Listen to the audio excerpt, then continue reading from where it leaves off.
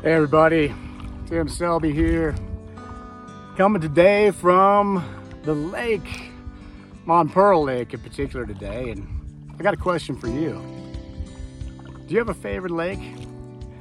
Someplace that maybe touched you, moved you, meant something to you, maybe growing up, maybe somewhere you went to summer camp on the lake, someplace where the feel of the water and the sights and the sounds just touched your soul, moved you, restored you in one way, shape, or form. Yeah, can you think back at what that felt like? What it sounded like, what it smelled like? Now, my wife comes from upstate New York, so she says that these are ponds, these aren't lakes. But you know what? I'm from Colorado, and doggone it, in Colorado, these are lakes. Beautiful lakes. Beautiful places to come and to find our souls renewed and restored. Now, I'm coming to you from Lake today because I want to talk a little bit about the stories of Jesus. I love the stories of Jesus. And if you read the scriptures, so many of the stories of Jesus revolve around the lakes. I mean, think about it. When he first called his disciples, those fishermen, he walked along the banks of the lake and he called them to follow him, and they dropped their nets and they went after him. And then there's so many times when Jesus goes out in a boat on the lake. Sometimes he tries to go across the lake to get away from the people, but sometimes they follow him.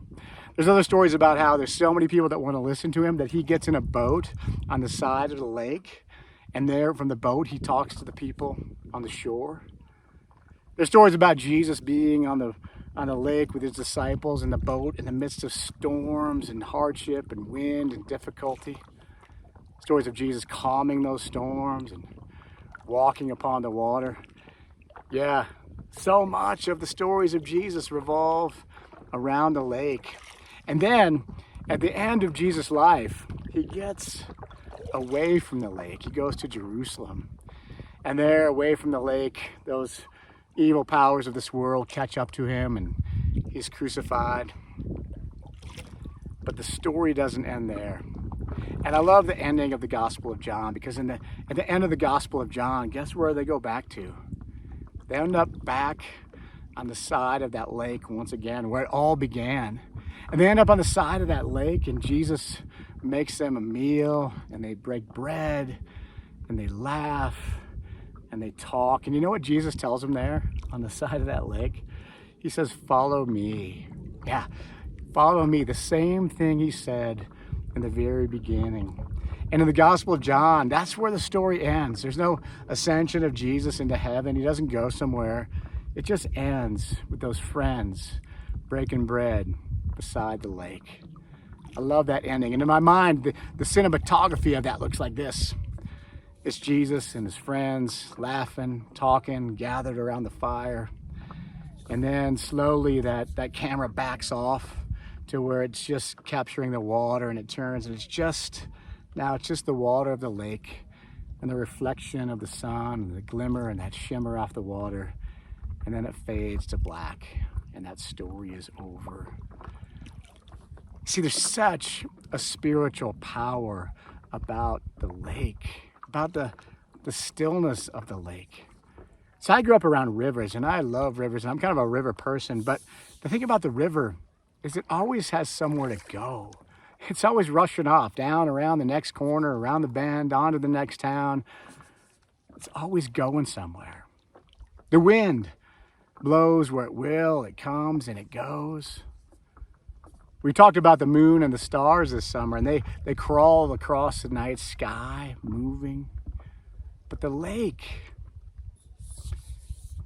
has nowhere to be except where it is. It doesn't have to go anywhere. It doesn't have to do anything. And maybe that's why we're drawn to lakes in the summertime. I mean, is it even summertime if you don't end up at a lake somewhere, somehow? Have you been to a lake this summer? If you haven't, go to a lake.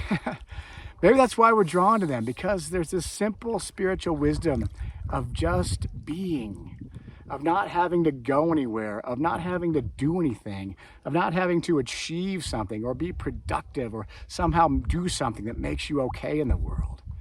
Nah, just The lake just is what it is, and it is where it is. The great Rabbi Abraham Heschel said one of my favorite phrases, and I think it has some lake wisdom in it. He said, just to be is a blessing. Just to live is holy. Isn't that beautiful? Just to be is a blessing. Just to live is holy. You don't have to do anything. You don't have to accomplish something. Just your very existence is a holy thing in and of itself. There's this beautiful phrase in the Psalms. In fact, it's in the 23rd Psalm, which is the most well-known of all the Psalms. I want to turn a little bit so you can see the ground behind me here. It says this, the Lord is my shepherd. I shall not want. He makes me to lie down in green meadows. He leads me beside the still waters. He restores my soul. What a beautiful and timeless piece of scripture that is. The Lord is my shepherd who leads me beside the still waters and restores my soul.